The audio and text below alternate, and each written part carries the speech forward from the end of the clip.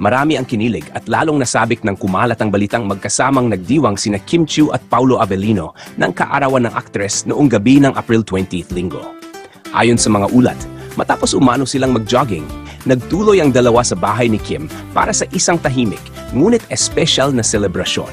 Di umano'y naghanda si Kim ng steak dinner para kay Paulo, kumpleto pa raw sa candlelit setting na talaga namang nagbibigay ng romantic vibes. Simple pero intimate ang naging tema ng gabing iyon. Walang engranding party o maraming bisita, kundi isang pribadong moment sa pagitan ng dalawang malapit sa isa't isa. Bagamat walang opisyal na post si Kim sa kanyang social media noong mismong araw ng kanyang kaarawan, agad namang napansin ng fans ang birthday greeting ni Paulo sa kanyang Instagram story. Ipinost niya ang larawan ni Kim na may caption na "Happy Birthday at Chinita Princess" na agad namang ikinakilig ng marami. Lalong naging matunog ang mga spekulasyon tungkol sa tunay na estado ng relasyon ng dalawa. Mula sa on-screen chemistry hanggang sa mga pribadong sandaling gaya nito, tila unti-unti nang nabubuo ang larawan ng isang posibleng real-life love story.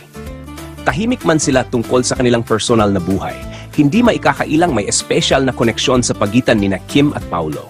At kung ang simpleng steak dinner na may kandila pa ang basehan, mukhang espesyal din talaga ang turingan nila sa isa't isa.